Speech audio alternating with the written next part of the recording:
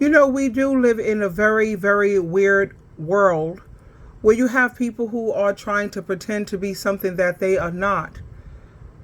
But I don't want you to be fooled. Let me share this TikTok with you because this man, he made some very, very valid points. Listen to this. We live in a weird world. Yep. You got dudes that hustle just to get high. You got dudes who scam and won't even help put their family in a better position. You got dudes who will fly every day and don't even take care of their kids. You got women out here who getting their body done and live in the projects. You got people out here with bad credit, not because they took out student loans to further their education, but to go buy clothes. There are people who will fly out, go to a hotel and be excited about the hotel, and then come back to a room with no furniture. You got people out here who will run a good relationship away and then be mad that they can't find another good relationship. You have people out here who care about social media following more than money that's in their bank account. You got people that park foreign vehicles in the projects. Moral of the story, don't get fooled by people pretending that they're something that they're not. And you trying to keep up with people you actually doing better than. Sometimes you'll think that you're doing worse than a lot of people. But if you peel back that onion, you'll see that it's not exactly what you thought it was. Because what may glitter ain't gold. And what may shine, damn sure ain't no diamond. A lot of people out here capping. Be careful. Don't let that go over your head. He's absolutely right. Don't be fooled by people pretending to be something that they're not. You know, you have a lot of people who, like they say, this is the new word for lying, capping. A lot of cappers out here. You have a lot of people who rather look like money than really have money. You know, it's really hard to find people this day and age whose emotions and actions are genuine anymore.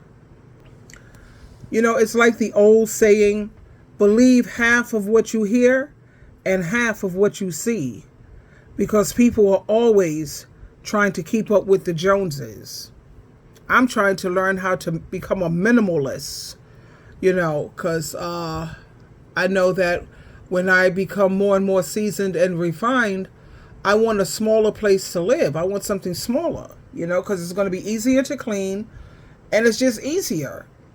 So, you know, I keep things in my home, anything to make my life easier. That's the way I shop.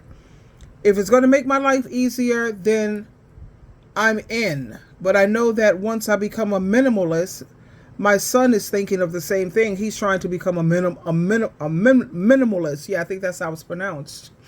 You know, I was on YouTube looking at how people are downsizing a great deal, and they are moving into smaller and smaller places.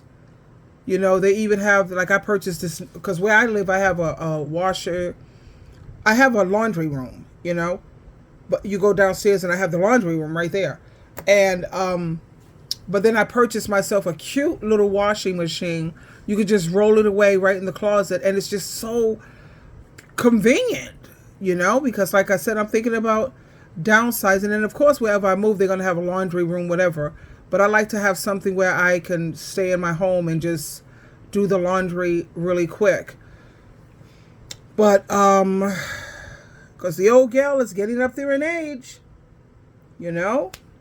But back to the point, we do live in a very weird world, and we can't be fooled by people who are pretending to be something that they're not. Learn how to live with less, because, I mean, the way this world is going, rents are astronomical, and it don't look like it's getting better anytime soon, unfortunately. Food prices, my son, I live in New York, and my son went to the supermarket the other day, and he said, life is getting more and more real, Mom.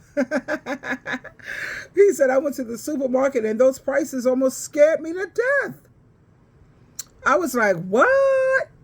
Because I get a lot of my food shopping delivered at home. I use the Instacart. and I shop from home and have it delivered, because I don't drive. And when I look at how much the delivery charge is $9.95. So I think if I take an Uber, it's going to cost me way more than that going to the market and back, what have you. Even though my son is willing to take me shopping all the time, but I don't like to be dependent on anyone. I like to do everything. Do you hear me? Everything on my own. Which my son is very helpful. Like when I was on vacation, he came over to the house and he cleaned my bathroom thoroughly, and he cleans my ceiling fans. And he's just like a major help to me. At the same time, I try to do everything myself. I don't like to really be a burden on my children. I don't like to ask anybody for anything. And I think that's something I need to work on. Because like they say, a closed mouth never get fed. But I call up a housekeeper once a month and have the housekeeper come and clean the bathroom thoroughly, clean my refrigerator, and do the ceiling fans. Once a month, if I don't feel like it.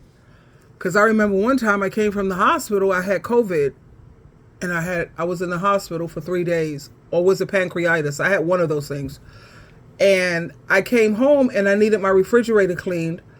And I was so tired. I was like, oh my God, I can't do this. So I went to Jehovah God in prayer. And then I talked to Jesus Christ about it and asked him to give me the energy to I just got to get this done. Because I didn't have a housekeeper at the time. I didn't find anybody.